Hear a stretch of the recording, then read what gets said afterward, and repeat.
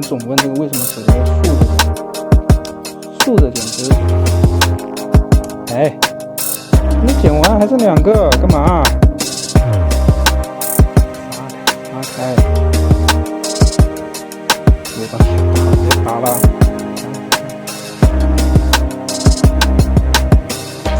拉开喂，还剩2个纸呀。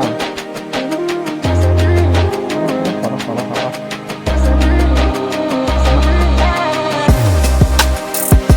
可以啦。再说就说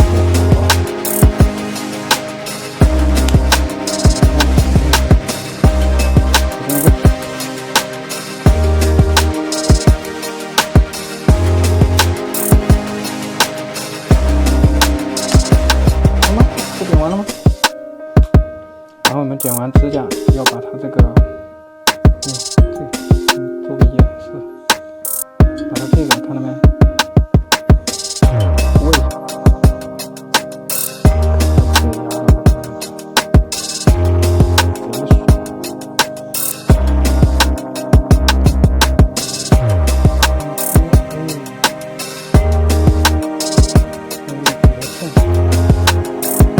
好处就是。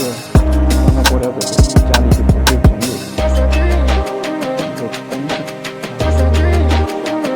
竖着剪就是为了方便包指甲壳。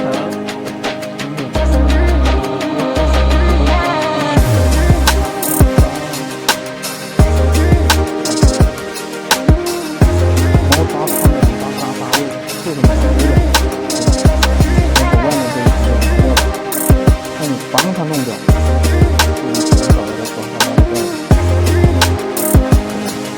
有没有道理？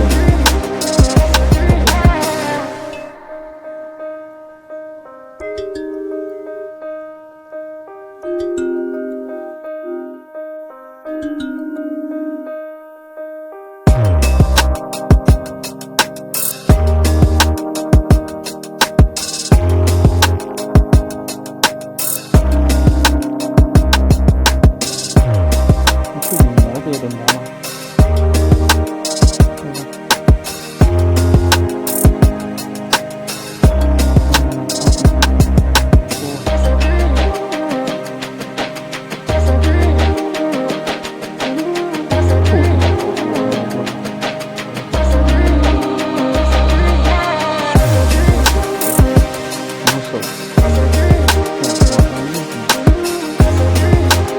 勾到你，